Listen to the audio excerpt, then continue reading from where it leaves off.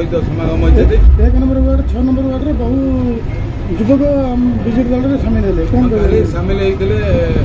आम रास्ता को जाकर सामिल होते आज भी बहुत लोग आम दल सामिल होते कृतज्ञता ज्ञापन कर धन्यवाद दूसरे किसी दिन तले मिछ पचार होता आम दल जड़े पड़े जड़े पड़े कौन आसिले आम